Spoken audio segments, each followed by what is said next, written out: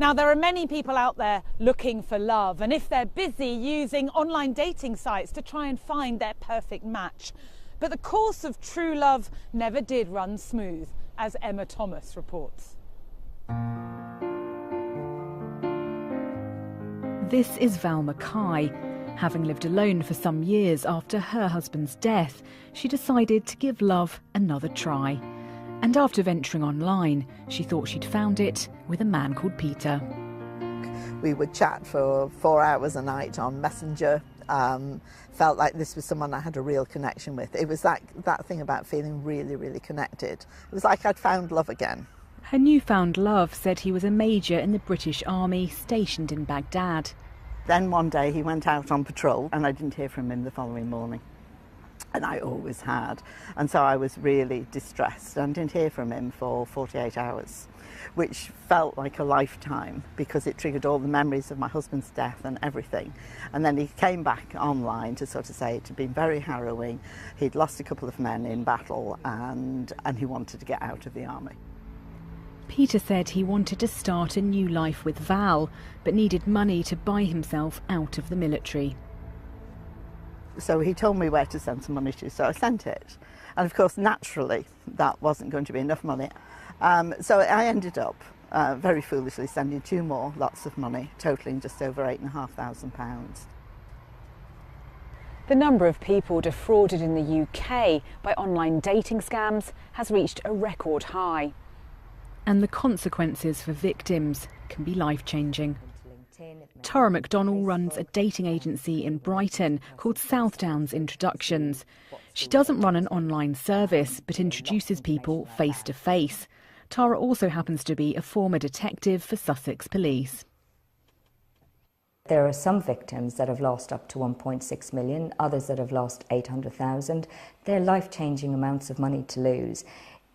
To some people, 8,000 could be a life-changing amount of money to lose. Some people are actually bankrupt as a result of the money that they've given to some of these fraudsters. And the sad reality is they're not likely to ever get it back. The victims in these cases are unlikely to get justice because largely the criminals are from abroad and hiding behind email addresses and websites that can't be traced. Nearly 4,000 cases of romance fraud were reported to the authorities last year. In fact, this type of crime is now so widespread you can get fraud kits online that come complete with template emails to persuade people to part with their money.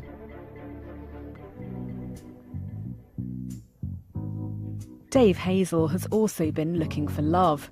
He enjoys dancing and has always found it a great way to meet people.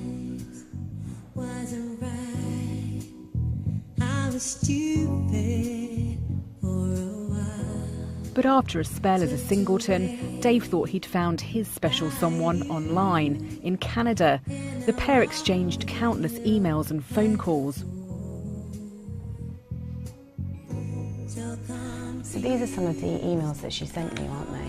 Yeah, and I could read you some bits out of it if you like.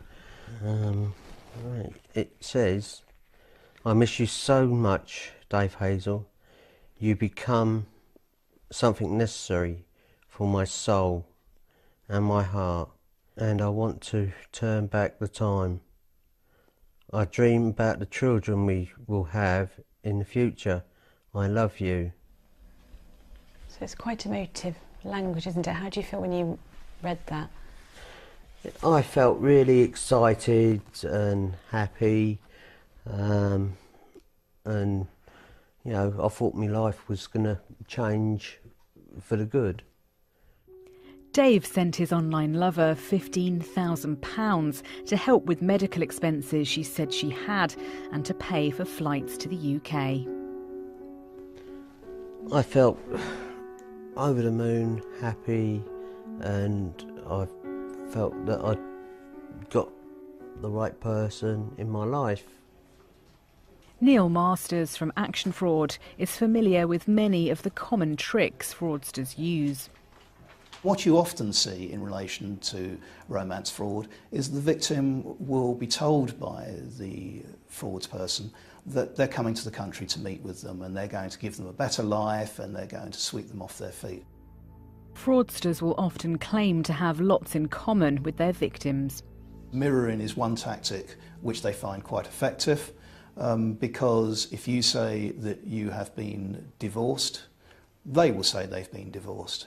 It's about looking for that attachment that they can then use in order to help reel the victim in. His profile was that he was widowed and that he joined the army because of the grief. And so it felt like we had an instant bond because we'd been through a similar grief experience.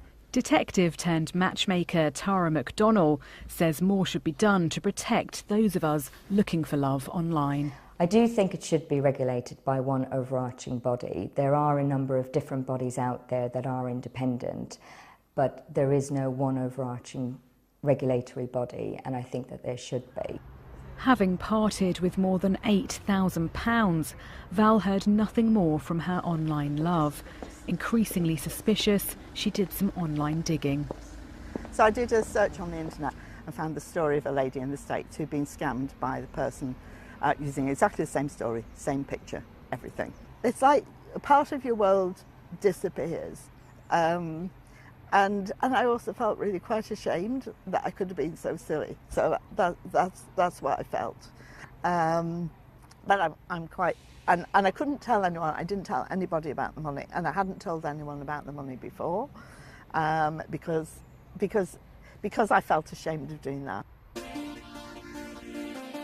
Dave was awaiting the arrival of his new love, but then he got an email saying she was visiting relatives in Ghana and was stuck in immigration.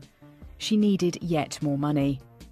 Dave showed the letter to his bank manager, who immediately smelt a rat. It was only through the bank who said that that isn't genuine. How did you feel when you heard those words?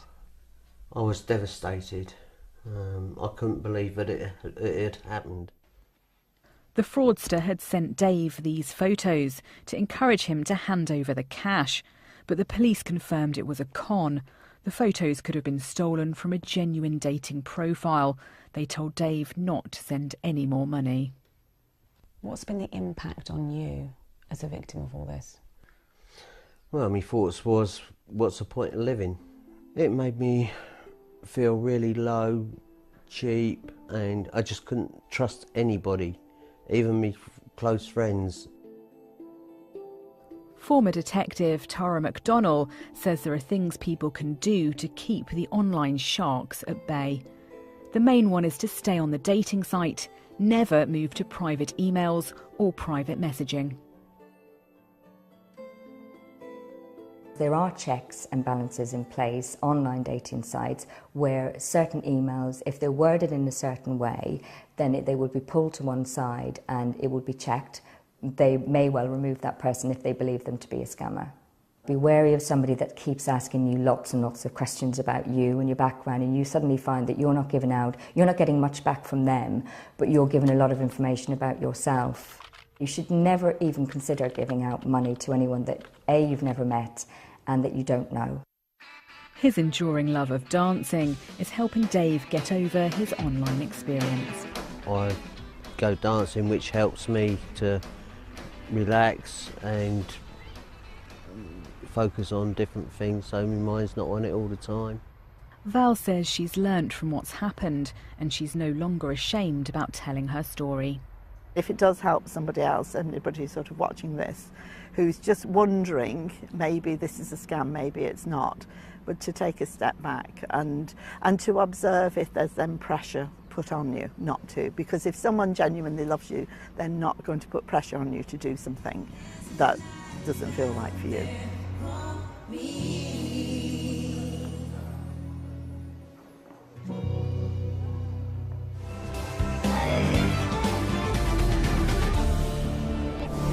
Emma Thomas reporting.